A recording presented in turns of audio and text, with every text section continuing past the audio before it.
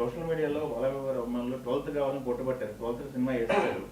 వాళ్ళ కళ నెరవేరిందా? వాళ్ళ రిలీజ్ తర్వాత వాళ్ళ ఫీడ్బ్యాక్ మీతో అసలు అందరిలోకి వెరీ హ్యాపీగా ఉంది బాలయ్య బాబు అభిమానులే. సార్ ఎట్లాంటి సినిమా తీశారు, అద్భుతం, అమోఘం అన్నట్టు.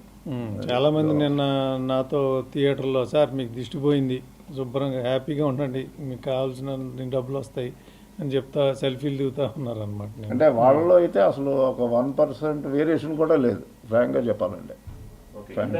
ఇండస్ట్రీలో కొంచెం మిక్స్డ్గా ఉన్నారు. ఇప్పుడు ఫైనల్గా ఆడియన్స్కి మీరు ఏం చెప్పదలుచుకున్నారు? ఇలాంటి టాకులు, రివ్యూలు, వీటిపైన మీ ఒపీనియన్ ఏంటి? రివ్యూలు అంటే ఇక ఎవరి ఒపీనియన్ వాళ్ళదండి, ఎవరిని తప్పట్టడానికి లేదు. సో వాళ్ళ ఒపీనియన్ వాళ్ళు చెప్పారు.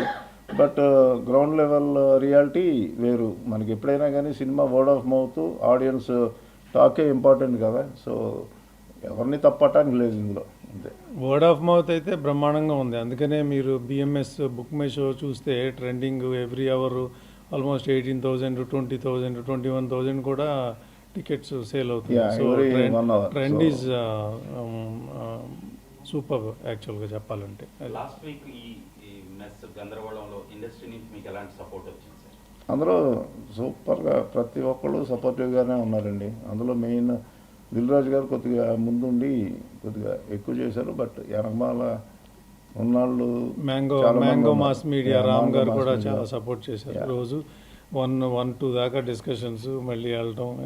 అంటే దీనికి తోడు మళ్ళీ తెలంగాణలో టికెట్ రేట్లు అప్లై చేయటం, మళ్ళీ కోర్టు ఏదో ఇవ్వటం ఇంజంక్షన్, మళ్ళీ అది వాళ్ళు కొట్టేశారు. సో మళ్ళీ అన్నీ అప్లికబుల్ అవుతాయి. సో ఇవన్నీ ఏంటో ఒక స్పీడ్ బ్రేకర్ రావటం, మళ్ళీ అది దాటుకోవటం లాగా అయ్యిందనమాట.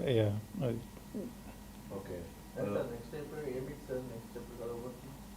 అదే నడుస్తుందండి. సండేనా లేకపోతే ఏంటా అనేది డిసైడ్ చేయాలి.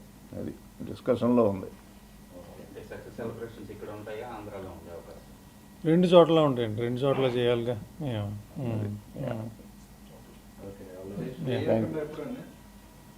ఇది జై అఖండానా?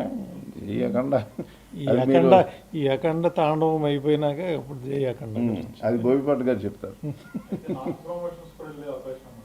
ఇది నాట్ ప్రమోషన్స్ ఇక అంటే ఈరోజే కదా రిలీజ్ అయింది. జీ వాళ్ళతో డిస్కషన్స్ అవి చేసి ఇక దాన్ని బట్టి డిసైడ్ అవుతాయి ఏదన్నా.